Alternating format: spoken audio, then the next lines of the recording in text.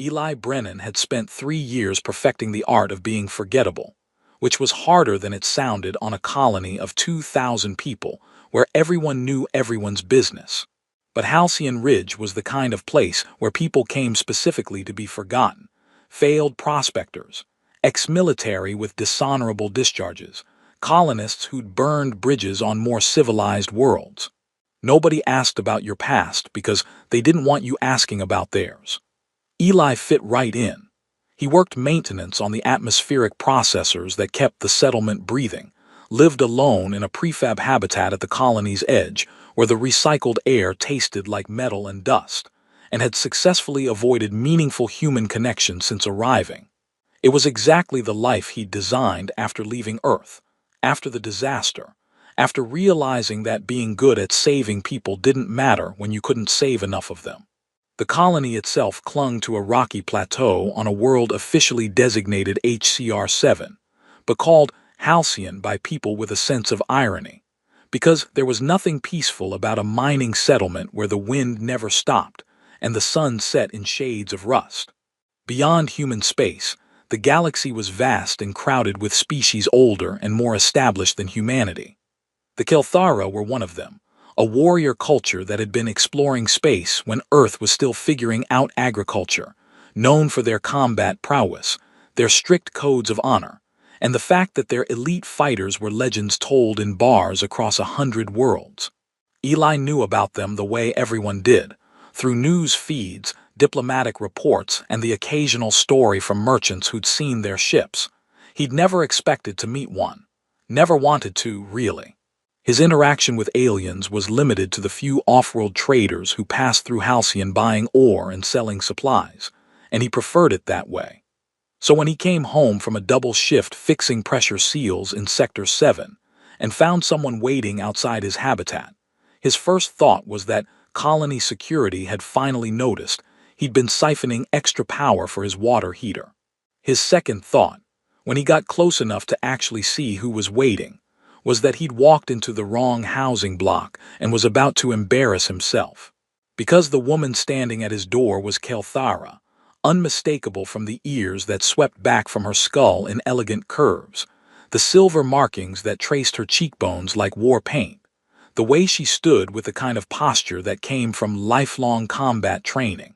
She was also, objectively, stunning in ways that made Eli's brain stutter.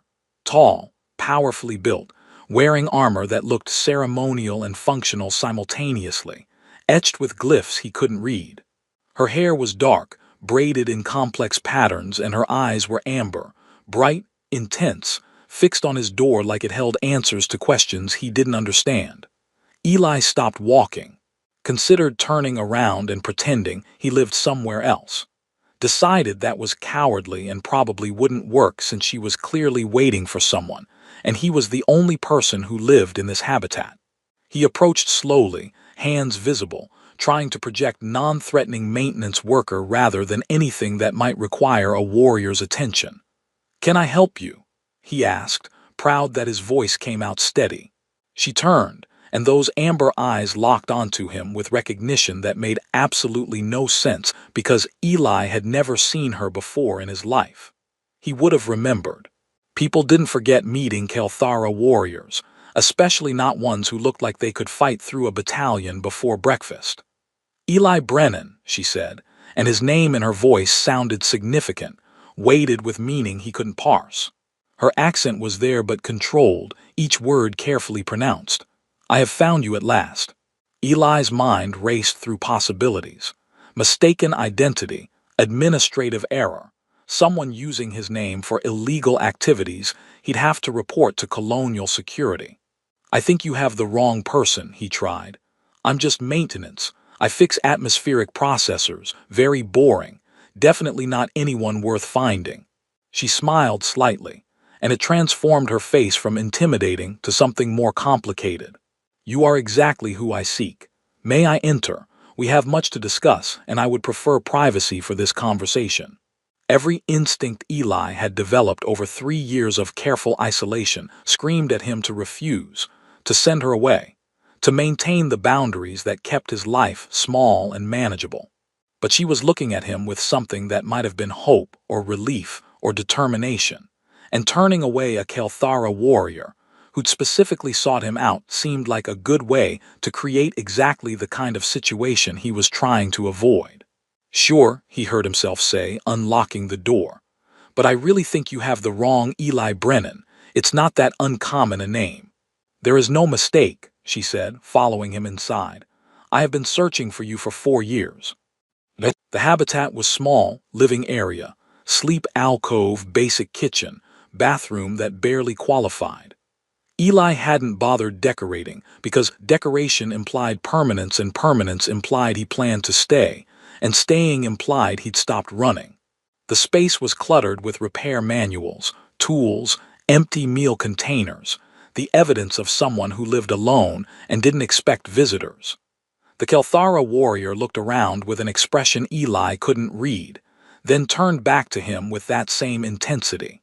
"My name is Kyra Velsharan," she said formally. "First Blade of House Velsharan, champion of 7 territorial wars, ranked among the most skilled warriors in Kelthara history." She paused. "And I owe you my life." Eli blinked. "I'm sorry, what?"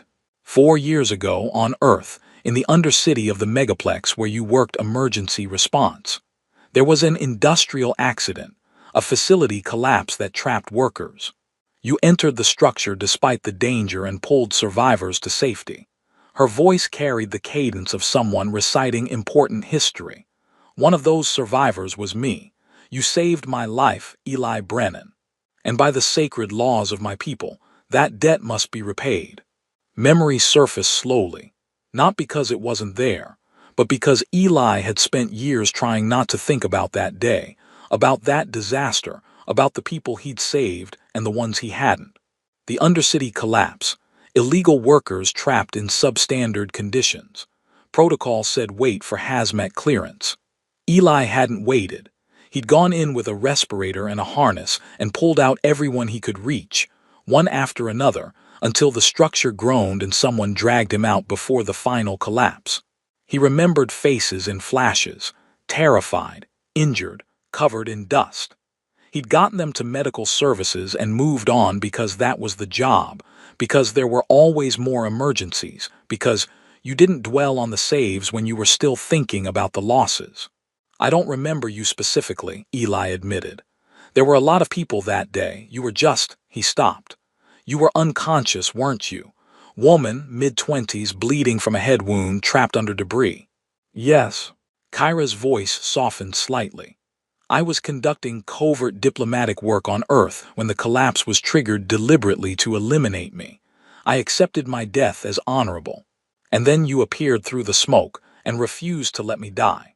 Eli sat down slowly on the edge of his sleeping platform because his legs felt unsteady.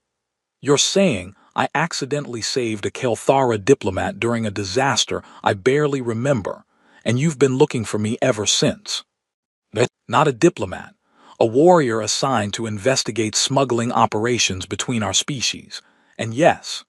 She remained standing, formal, like she was delivering a military report. "By Kelthara sacred law, when someone saves your life at risk to their own, a blood debt is created. It cannot be discharged through payment or service, only through binding. The savior becomes family or consort, because a life given must be answered with life shared." The words hung in the small habitat like something with physical weight. Eli tried to process them, tried to find the angle that made them make sense, tried to figure out if this was some kind of elaborate misunderstanding. "So you came here to, what, adopt me?" "I came to claim you as consort," Kyra said clearly. "If you will accept, I offer you my hand, my strength, my allegiance. By law and custom, by honor and debt, I bind myself to you, Eli Brennan." Eli laughed, couldn't help it, because the situation was absurd, because he was a washed-up responder living in exile on a mining colony, and she was clearly someone important, because this had to be a cultural miscommunication that could be cleared up with proper translation. But Kyra didn't laugh, she didn't smile. She looked at him with absolute seriousness, amber eyes steady, and he realized she meant every word. "You're serious," he said slowly. "Completely." Eli ran a hand through his hair, which probably needed washing. I appreciate the offer, but I was just doing my job. You don't owe me anything. Definitely don't owe me marriage or consortship or whatever this is. We can just call it even, and you can go back to being a champion warrior, and I'll go back to fixing atmospheric processors. Something flickered across Kyra's expression. Not offense exactly, but something close. Refusing a blood debt offering is grave insult in Kelthara culture. It suggests the savior considers the saved unworthy of obligation. I'm not saying you're unworthy. I'm saying this is disproportionate. I pulled you out of a collapsing building. That doesn't mean you have to bind yourself to me for life. By my people's law, it does. She moved closer, and Eli was suddenly very aware of how much taller she was, how her armor caught the habitat's dim lighting, how her presence filled the small space. I understand this is unexpected. I understand you have no context for our customs, but the debt exists regardless of your knowledge or acceptance. If you refuse, I am shamed. My house is shamed. And diplomatic relations between our species suffer, because it appears humans save lives only to reject the honor of those they save. Eli opened his mouth to argue, to point out how insane this sounded, to explain that he couldn't possibly be what she needed in a consort, because he was barely holding his own life together. But before he could speak, his communicator started chirping urgently, multiple alerts cascading through the colony's network, priority messages flagged with security codes he'd never seen before. He pulled up the display and felt his stomach drop. Alert. Unauthorized Kelthara vessel detected in orbital approach. Colonial Security requests all residents remain in habitats pending identification. Urgent. Human Diplomatic Corps requesting immediate contact with Eli Brennan, Habitat 7 Delta. Respond immediately. Breaking. Unconfirmed reports of Kelthara first blade on Halcyon Ridge. Governor Chen has declared informational lockdown until situation assessed. Eli looked from the messages to Kyra, who had the grace to look slightly apologetic. Your arrival, he said carefully, is apparently causing some concern. I filed proper diplomatic paperwork with human authorities, Kyra replied. But my rank and the purpose of my visit likely triggered security protocols. This was expected. Expected, Eli's voice climbed slightly. You expected to cause an interstellar incident by showing up at my door. I expected political complications. The blood debt supersedes politics. She met his eyes steadily. But you should know that my presence here will attract attention. From both our governments, from rival Kelthara houses who oppose binding with humans, from those who would prefer the debt remain unfulfilled. If you accept my offer, your life will change significantly. If you refuse, she paused, your life will also change, though differently. The communicator kept chirping. Through the habitat's small window, Eli could see lights moving in the colony. Security vehicles, probably, responding to whatever alert had just turned his quiet evening into chaos.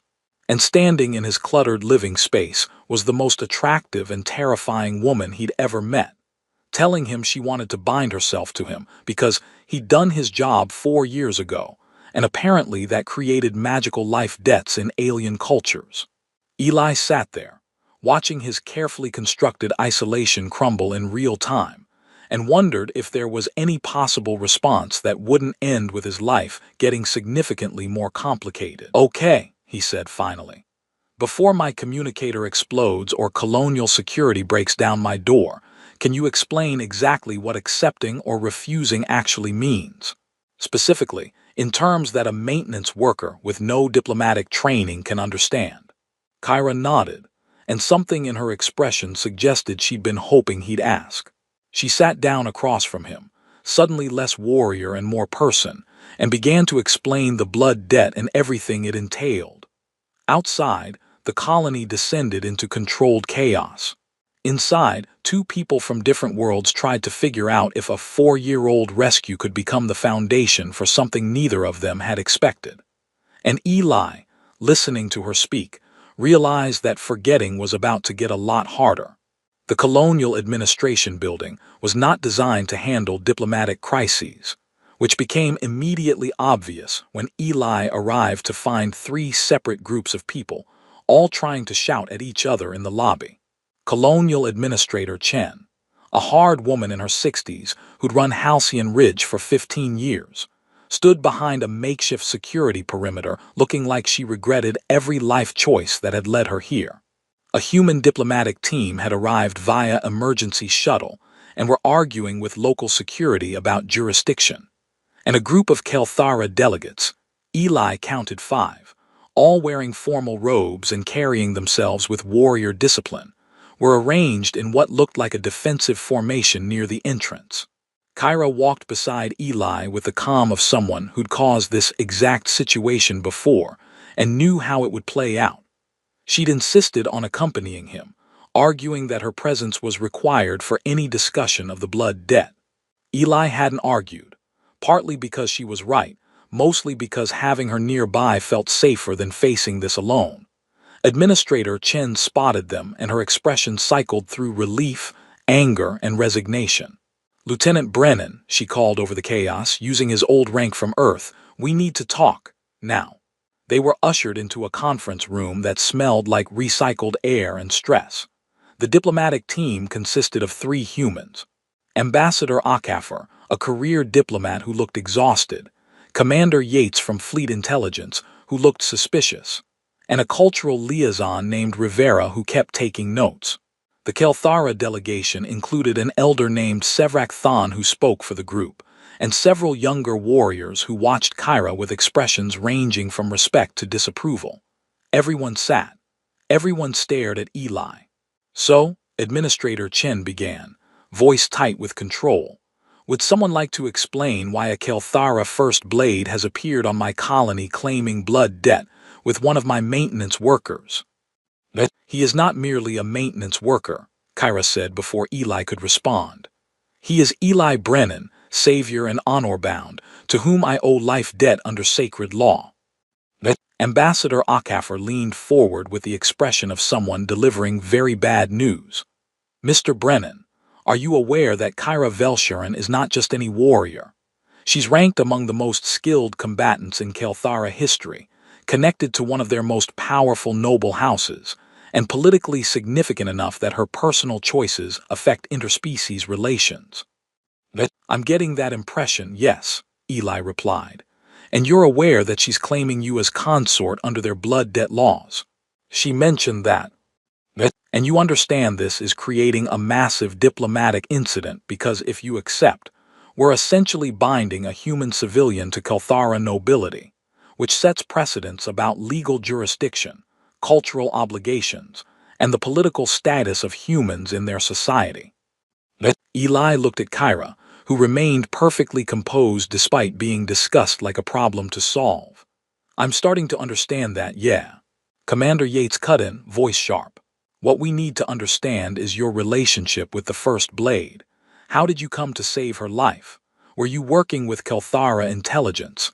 Was this a planned operation?" "I was doing my job," Eli said flatly. 4 years ago on Earth there was an industrial accident in the Undercity. I was emergency response.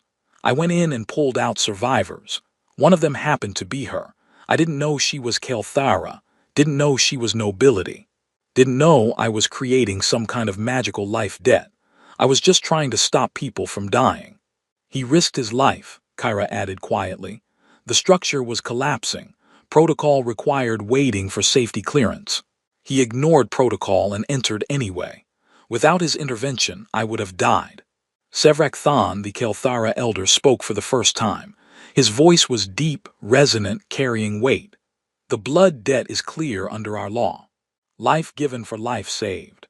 The First Blade is within her rights to claim the savior as consort. This is not negotiable." "Everything is negotiable," Ambassador Akaffer countered. "Mr. Brennan was acting as a human emergency responder under Earth jurisdiction. He had no knowledge of Kelthara law or cultural obligations. You cannot bind someone to alien legal codes without their informed consent." "The law does not require informed consent," Sevrak replied. It requires the act itself, life risked for life saved. The Savior's knowledge is irrelevant. The debt exists. The argument escalated from there.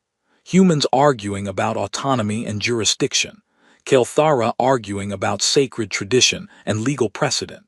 Everyone talking over each other while Eli sat in the middle wondering how pulling someone from a collapsing building had turned into interstellar politics. Kyra remained silent beside him, but he could see tension in her shoulders, the way her hands gripped the edge of the table. Finally, Administrator Chen slammed her hand down hard enough to make everyone stop. Enough. Here's what's going to happen. Mr. Brennan has 72 hours to decide whether to accept or refuse the blood debt. During that time, both governments will prepare position statements and will convene a formal hearing to address the legal complications. Nobody does anything dramatic, nobody makes unilateral decisions, and definitely nobody starts a war over marriage customs. Understood. Binding customs, Kyra corrected quietly. Marriage is your term. We call it soul binding. Whatever you call it, we're hitting pause until everyone calms down, Chen said firmly. She looked at Eli. You're free to go. I suggest you think carefully about what you want because whatever you decide is going to affect more than just your life. The meeting dissolved into logistics. Eli stood to leave, feeling overwhelmed and exhausted. Kyra followed him out into the corridor, where they could hear the diplomatic teams already resuming their arguments through the closed door. I'm sorry, she said after a moment. I knew my arrival would cause complications, but I underestimated the extent. It's not your fault, Eli replied. You're following your laws, they're following theirs. I'm just the guy who didn't know pulling someone from a disaster would result in this. They walked in silence through the colony's corridors, heading back toward his habitat. The settlement had returned to something like normal, people going about their work, trying to ignore the diplomatic circus that had descended on their quiet mining outpost. But Eli could feel the stares, hear the whispers. Everyone knew who he was now. His carefully constructed anonymity was gone. Can I ask you something? He said as they approached his habitat. Of course. Why does it have to be consort? You said the debt could be discharged through family binding. Couldn't you just, I don't know, adopt me or make me an honorary sibling or something that doesn't involve soul binding? Kyra was quiet for several steps. The nature of the bond depends on the nature of the debt. You risked your life for mine without obligation, without knowing me, without expectation of reward. That creates the deepest level of debt, which can only be answered with the deepest level of binding. Family bonds are for saving kin or allies. Soul binding is for saving strangers who become something more through the act of salvation. That's really complicated. All meaningful things are, she said softly. They reached his habitat and stopped outside. The evening was settling over Halcyon Ridge, the rust-colored sky fading to deep purple. Through the colony's atmospheric dome, stars were beginning to appear distant, indifferent to human or Kelthara problems. I need time to think, Eli said finally. I know, I will respect whatever decision you make. Kyra met his eyes. But you should know something before you decide. I didn't come here only because of duty or law. I came because I've thought about you every day for 4 years. About the man who appeared through smoke and chaos and told me I was going to be fine, that he had me, that I just needed to hold on. You were the first person in my warrior's life who protected me instead of expecting me to protect them. The debt is real, Eli Brennan, but so is my gratitude. So is my desire to know the person who saved me. She turned and walked away before he could respond, moving with that perfect warrior's grace toward wherever the Kelthara delegation had set up temporary quarters. Eli watched her go, then went inside his habitat and sat in the dark, trying to figure out how to make a decision that would change everything no matter what he chose. His communicator chimed. A message from Administrator Chen. Heads up. News feeds have the story. You're going to be famous by morning. Sorry. Eli pulled up the feeds and found his face plastered across multiple networks. Human rescuer CLAIMED by Kelthara warrior, blood debt or political stunt. Maintenance Worker BECOMES Center of INTERSPCIES Crisis. Who is Eli BRNNAN, and why does the galaxy's most attractive warrior want HIM? That last headline made him laugh, which felt inappropriate but also necessary. He was still scrolling through increasingly dramatic coverage when his habitat lost power completely. Not flickering, full blackout, the kind that didn't happen unless someone deliberately cut main distribution. Eli stood slowly in the darkness, his emergency response training kicking in before conscious thought. Power failures in a domed colony were serious. Life support ran on independent systems, but lighting, heating, communications, all of that died without main power. Then he heard the sound of his door being forced open. Eli moved instinctively, grabbing the maintenance multi-tool from his belt, not a weapon, but better than nothing, and positioning himself behind the door frame. Two figures entered, backlit by emergency lighting from the corridor. They wore environment suits with opaque faceplates, moved with coordinated precision, and one of them was carrying something that looked very much like a weapon. Eli Brennan, one of them said, voice distorted through the suit speaker. "You need to come with us, quietly." "I really don't think I do," Eli replied, heart hammering. The figure with the weapon raised it. "This isn't a request." What happened next occurred in seconds that felt like hours. The window of Eli's habitat exploded inward, not shattered, deliberately breached, and Kyra came through like a force of nature, armor gleaming even in darkness, moving with speed that didn't seem possible for someone her size. She hit the first intruder with a strike that sent them crashing into the wall hard enough to crack the prefab material. The second turned toward her, weapon coming up, and she disarmed them with a move Eli couldn't follow, breaking their wrist in the process if the scream was any indication. The whole confrontation lasted maybe 10 seconds. When it was over, both intruders were on the ground, disarmed and restrained, and Kyra was standing between them and Eli like a living barrier. "Are you injured?" she asked without turning around. "No," Eli managed. "I'm what just happened." Assassination attempt, poorly executed but serious. She pulled the faceplate off one of the intruders, revealing a Kelthara warrior, young, expression twisted with pain and something that might have been shame. Sevrak will be disappointed. He was supposed to be controlling the traditionalist faction. Colony security arrived seconds later, flooding the habitat with emergency lighting and armed personnel. Administrator Chen pushed through the crowd, took one look at the scene, and her expression suggested she was seriously considering retirement. "Lieutenant Brennan, are you hurt?" "I'm fine," Eli gestured at Kyra. "She stopped them." "Of course she did," Chen muttered. She turned to the security team. "Take these two into custody, full medical scan, then interrogation. I want to know who sent them and what the plan was." She looked back at Eli. "You can't stay here. It's not secure anymore." "I will ensure his safety," Kyra said firmly. "He stays with me." "That's not non-negotiable, Administrator. He is under my protection now. Anyone who wishes to harm him must go through me." Kyra's voice carried absolute certainty, "And I promise you no one will." Chen looked like she wanted to argue, but the broken wall and unconscious assailants suggested arguing with Kyra was unlikely to be productive. "Fine. But this happens in secure quarters with colony security oversight. And we're having a very serious conversation about appropriate use of force in residential sectors." The next hour was chaos.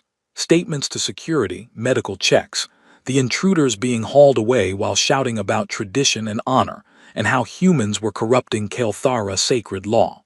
The power came back on, revealing the full extent of damage to Eli's habitat. The window was destroyed. One wall had structural cracks, and his few possessions were scattered across the floor. "I'm sorry about your home," Kyra said quietly as they surveyed the damage. "It's just a habitat," Eli replied. "I'm more concerned about people trying to kill me." "Commander Thex Riven," she said, voice tight with controlled anger. "A traditionalist who opposes any binding between Kelthara and humans. He likely ordered the attempt to nullify the debt before you could accept. If you die, the obligation disappears and I remain unbound." She looked at him. I should have anticipated this. Should have provided security immediately. I failed to protect you. You literally crashed through my window and stopped them in about 5 seconds. I think you protected me pretty effectively. I should have prevented the attempt entirely. She turned away, and Eli saw something he hadn't expected, guilt, sharp and genuine, in the set of her shoulders. You are in danger because of me. Because I claimed you, because I created a political target. Perhaps the diplomatic team is right. Perhaps you should refuse the bond and return to your quiet life. Eli looked at the wreckage of his habitat, at the woman who'd come through a window to save him, at the complexity that had exploded into his carefully controlled existence. He thought about 3 years of isolation, of living small, of choosing safety over everything because taking risks meant people got hurt. He thought about the disaster on Earth, about the people he'd saved and the ones he hadn't, about how he'd run to the edge of space to escape the weight of both. You know what's funny? He said. I came here to hide, came here to be forgettable because on Earth I was emergency response and I was good at it, but I wasn't good enough. There was a disaster, the same one where I pulled you out and I saved a lot of people, but not all of them, not enough. And the ones I couldn't reach, they stayed with me. Every face, every voice, every person I was too slow or too late to save. So I came here to be alone with that failure, to work maintenance where the only thing at risk was machinery. Kyra turned back to him, listening with complete attention. But you found me anyway, Eli continued. Tracked me across space because I saved your life, and now you're offering to bind yourself to me because your people believe life debts matter. And yeah, people are trying to kill me because of it. Yeah, it's complicated and political and way beyond anything I understand. But you know what the alternative is. Going back to being alone, to living small, to running from connection because connection means risk. He met her amber eyes. I spent 3 years doing that. I'm tired of it. You're saying you want to accept the bond, Kyra said carefully. I'm saying I don't want to refuse it because I'm scared. If I'm going to make this decision, I want it to be because I actually decided, not because I ran away again. He managed a smile that felt shaky. Also, you crashed through my window to save me. Feels like the least I can do is give this soul-binding thing a fair shot. Kyra stared at him for a long moment.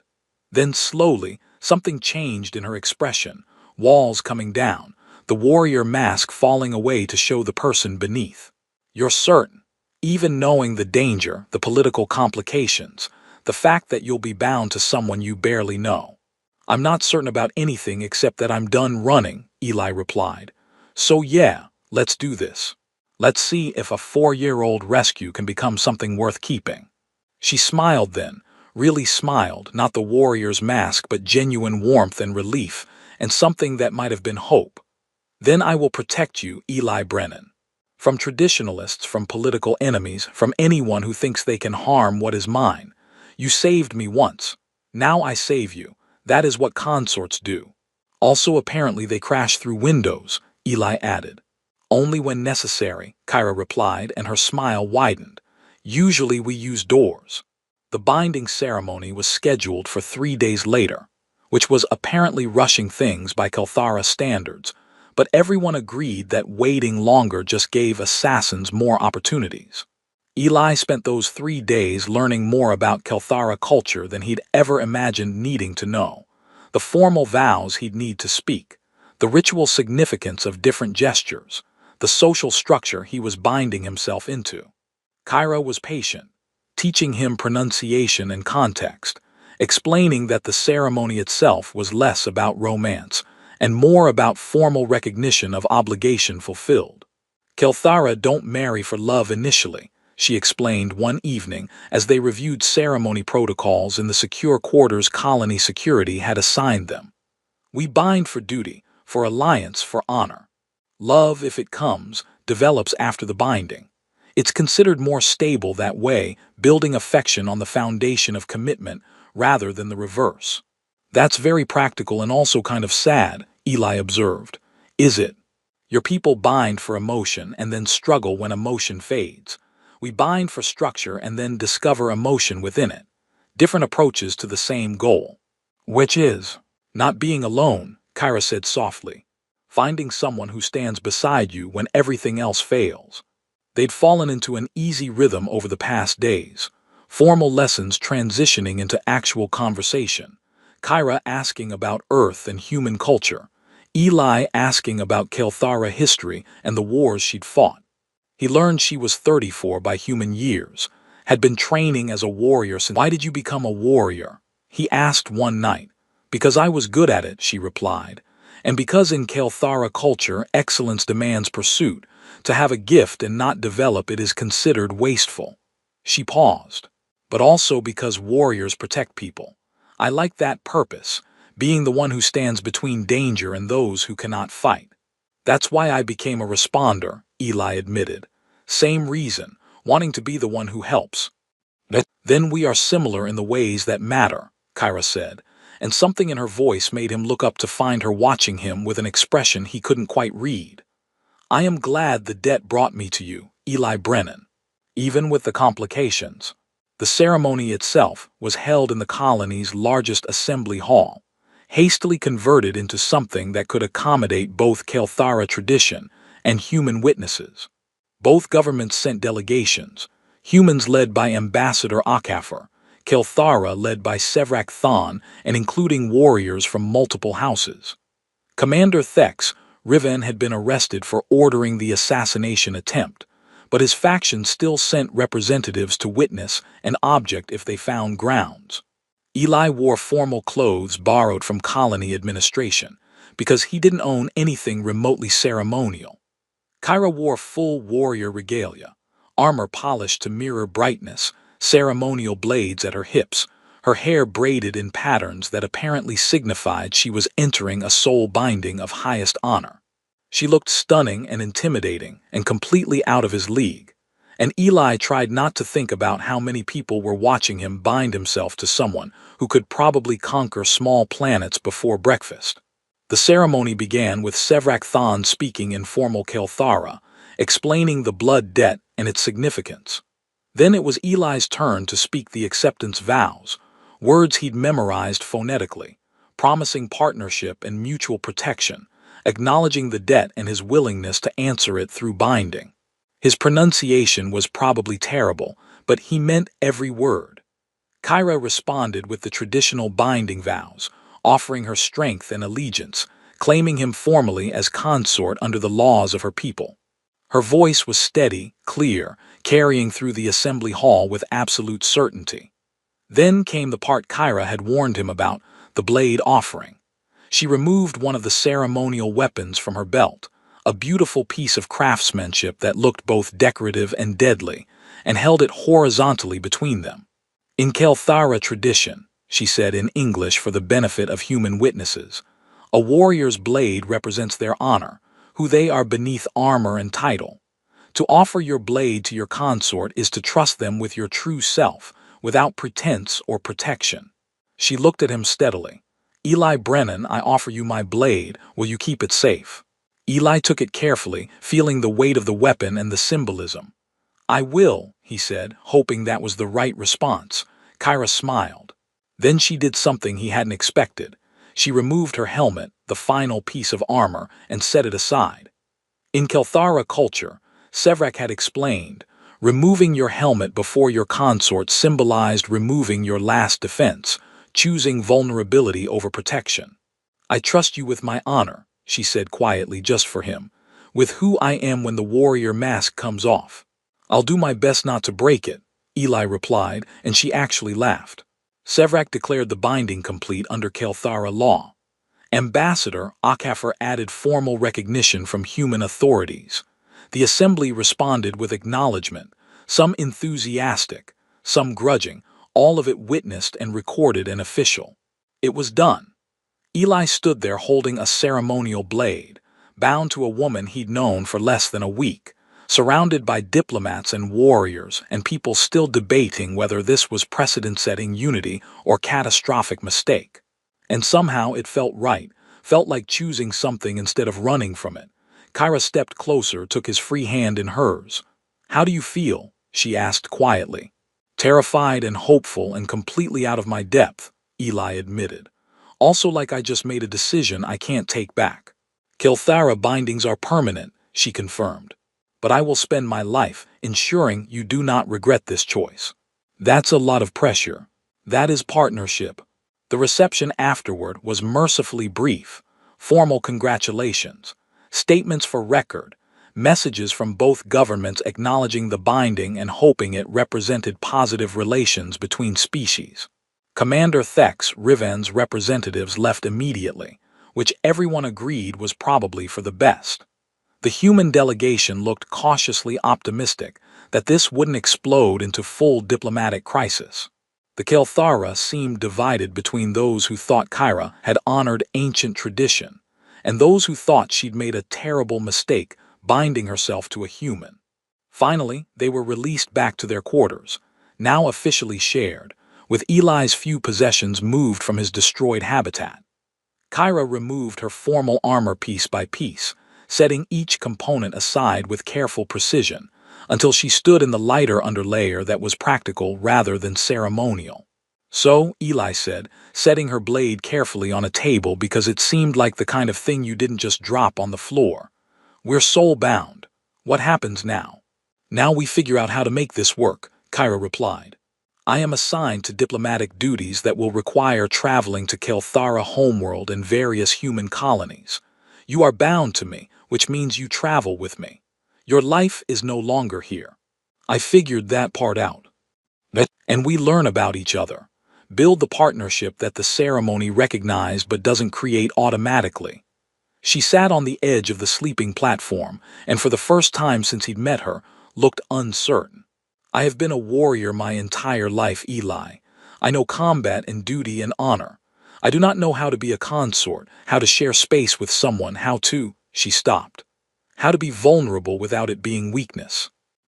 Eli sat beside her, careful to maintain respectful distance. I spent 3 years avoiding exactly that. Avoiding vulnerability, avoiding connection, avoiding anything that might hurt if I failed. So I'm not exactly an expert either. Then we learn together, Kyra said. No expectations except that we try. That sounds familiar, Eli replied, remembering saying almost the same thing days ago. I can work with that. They sat in comfortable silence for a while, watching the stars through the quarter's viewport. Halcyon Ridge continued its orbit, neutral ground where species met and tried to understand each other. Inside, 2 unlikely consorts, bound by ancient law and recent choice, began the work of figuring out what their binding actually meant beyond ceremony and politics. Hey, Kyra, Eli said after a while. Yes. Thank you for crashing through my window. She turned to look at him, confusion and amusement mixing in her expression. You're thanking me for property destruction. I'm thanking you for caring enough about my safety to crash through a window, for protecting me even though we barely knew each other, for choosing to honor a debt you could have probably gotten out of if you'd really wanted to. He smiled, for finding me in the first place. Kyra was quiet for a moment, then, you saved my life when you had no reason to care whether I lived or died. Protecting you is the least I can do. She paused. But also I wanted to. That matters too. Yeah, Eli agreed. It does. Outside, the galaxy continued its vast, indifferent rotation, full of species and politics and complications neither of them could control. But inside, in quarters that smelled like new beginnings and shared